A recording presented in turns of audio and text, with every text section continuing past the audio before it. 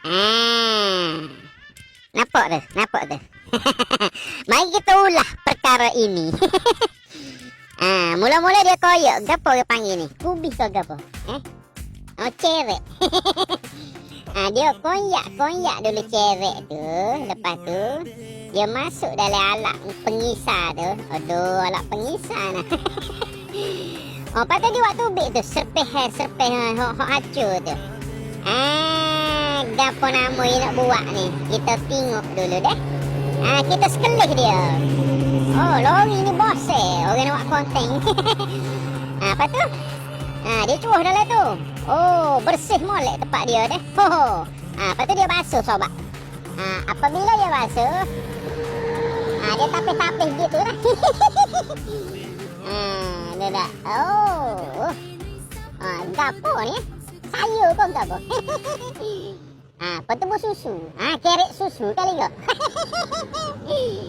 Kerek susu ni kali. Dia masak susu sobat. Oh, dia masak susu tu. Lepas tu dia bubuh kerek. Yolah dah ni kerek susu rebus. Kerek susu rebus sobat. Oh, sayur berkali deh. Tak okey kerek susu lagi ni dah. Kerek susu dia blender juga. Hok ni. Pesing lain ni. Sayur ni. Sayur pesing ni. Ingat sayur lagi ni ingat. Ingat jamil duduk pondok dulu. Oh, you bersaka weh. Jamil duduk pondok dulu nak jimat ke? Abang abu masuk gini. Lepas tu goreng telur beres sedap makan. Nyangkut molek. Tu. Nampak masuk molek tu. Lepas tu dia campur minyak sapi. Minyak sapi tu nak lemak berkering dia suka air ramai.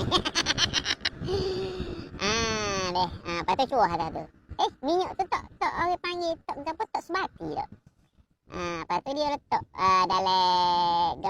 dalam puyuk besar tu. Oh, ni gapo dia ni? 65 ni. Oi, pakcik, mu nak masuk dalam tu. Jangan.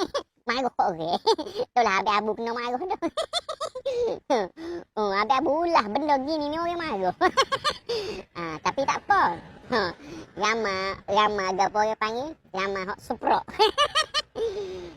Tu. Dia campur gaul gitu ni. Tak tahu agak apa ni. Biar makan je lah. Beres. Masuk. Okey, pergi jual. Gapo ni? Bokaceh pula, bokaceh sobat. Bokaceh. Bubur susu gitu. Bijan kau gapo ni. Habis bulah tempat jogging ni. Orang duk tengok. Dia terkejut sore.